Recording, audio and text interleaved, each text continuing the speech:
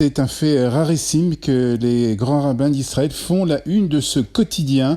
Cela prouve peut-être la crainte partagée d'une nouvelle vague de contamination pendant la fête de Simchat Torah qui sera célébrée ce Shabbat en Israël. La Torah d'Israël oblige l'homme à protéger son corps et son âme, à faire attention à ne pas se blesser, plus encore à ne pas nuire à son prochain. C'est ce qu'écrivent le Rav Yosef et le Rav Lando dans une lettre publiée ce matin par le Yediot Ahronoth. Ils appellent le public à être particulièrement prudent pendant la fête de Simchat Torah, à respecter les distances entre les personnes, à prier à l'extérieur et de ne pas embrasser les siffrets. Torah, c'est ce que écrivent ce matin les deux grands rabbins. Nous sommes les enfants d'un même peuple, le virus nous menace, c'est seulement dans l'unité que nous pourrons vaincre ce virus, concluent les deux plus hautes personnalités rabbiniques de ce pays. Les deux grands rabbins d'Israël ne sont pas les seuls à être inquiets en cette veille de Simchat Torah. Le Israël Hayom nous annonce que le premier ministre israélien, Benjamin Netanyahu, a mis en garde la population dans une vidéo sur Twitter contre les rassemblements et les danses dans les synagogues qui sont par essence propices à la transmission du coronavirus. La Torah nous dit de préserver notre vie et nous devons tout faire pour aller dans ce sens afin de protéger notre entourage, a déclaré le Premier ministre. N'allez pas dans les synagogues, priez à l'extérieur, à distance des autres, ne dansez pas, n'infectez pas les autres et prenez soin de ne pas tomber malade, a-t-il ajouté. Vous choisirez la vie, c'est le titre d'Israël Hayom ce matin, qui lui aussi met en garde d'une recrudescence de contamination à la suite des cérémonies de Simchat Torah et parle du défi de Simchat Torah. Alors que l'ensemble des dirigeants israéliens appelle à être prudent pendant la fête de Simchat Torah. Plusieurs centaines ont manifesté hier contre le Premier ministre Benjamin Netanyahu. C'est le Maariv qui l'annonce ce matin. Manifestation à Tel Aviv, à Jérusalem, mais aussi à Ramat Gan, Ramat HaSharon et dans d'autres villes d'Israël. Le Maariv ajoute que la police a pénalisé plusieurs manifestants et 3 ont même été arrêtés. Et dans son éditorial de ce matin, Ben Caspit du Maariv n'hésite pas à accuser le Premier ministre de ne pas permettre la réouverture des petites et moyennes entreprises pour pouvoir continuer d'interdire les manifestations qui se déroulent devant sa maison à Jérusalem. Les hauts responsables du Likoud n'hésitent plus à dénoncer la raison pour laquelle Netanyahou veut un confinement général, écrit ce matin Ben Caspit. En effet, selon lui, si les magasins et les petits commerces réouvraient, cela signifierait que les manifestations pourraient elles aussi recommencer.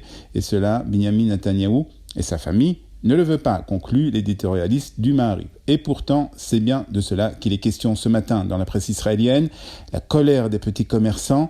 Ils en ont marre, écrit ce matin Eris Lifshitz du Yediot Ahronoth, et certains ont même l'intention d'ouvrir malgré l'interdiction et malgré le confinement. Je suis obligé de me nourrir et de nourrir mes enfants, déclare ce matin Liat Dekel, une esthéticienne de Rishon LeZion, et qui annonce qu'elle reprendra son activité dès dimanche. Le gouverneur de la Banque d'Israël s'est lui aussi prononcé en faveur d'une réouverture immédiate de l'économie israélienne.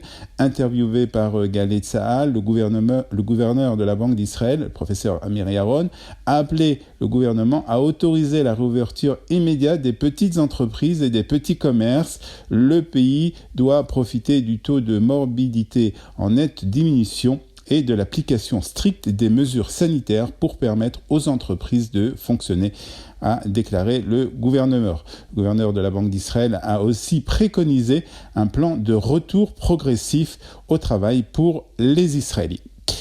Et après avoir violé pendant la fête de Sukkot les consignes de confinement, Nadav Argaman, le chef du Shabak, s'est excusé. C'est ce qu'écrit ce matin le Israël Hayom. Le chef du Shabak s'excuse pour l'incident et en assume l'entière responsabilité. Et puis le chef de l'état-major de l'armée israélienne est venu s'ajouter à la longue liste des dirigeants israéliens qui ont violé les règles de confinement pendant les fêtes de Tishri.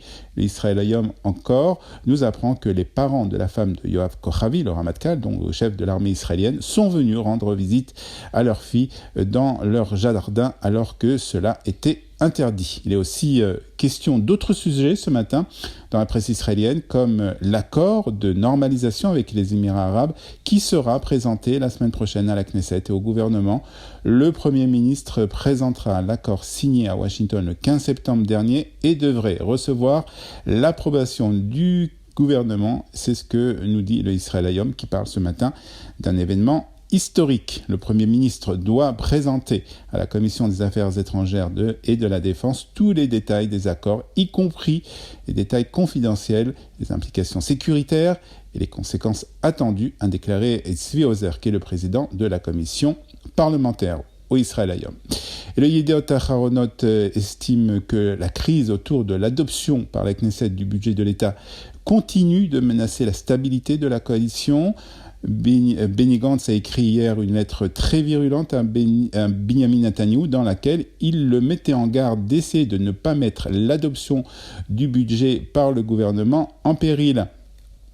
En ne permettant pas l'adoption du budget par la Knesset, Binyamin Netanyahou fait passer des intérêts personnels avant les intérêts de la nation, écrit hier donc Benny Gantz à Binyamin Netanyahou. Puis Yuval Karni explique aussi que si le budget de l'année 2020 et 2021 était adopté avant la fin du mois de décembre, Binyamin Netanyahou devrait respecter l'accord de coalition et permettre à Benny Gantz de devenir dans quelques mois le Premier ministre à sa place. Et nous terminons par une nouvelle sportive que l'on peut trouver ce matin à la une de quotidiens israéliens, pratiquement tous les quotidiens israéliens, ou plus exactement une déception sportive. En effet, les quotidiens israéliens nous apprennent que l'équipe nationale de football israélienne n'a pas réussi à se qualifier pour le championnat d'Europe de foot, malgré un très beau match face à l'Écosse qui s'est terminé par une séance de pénalty.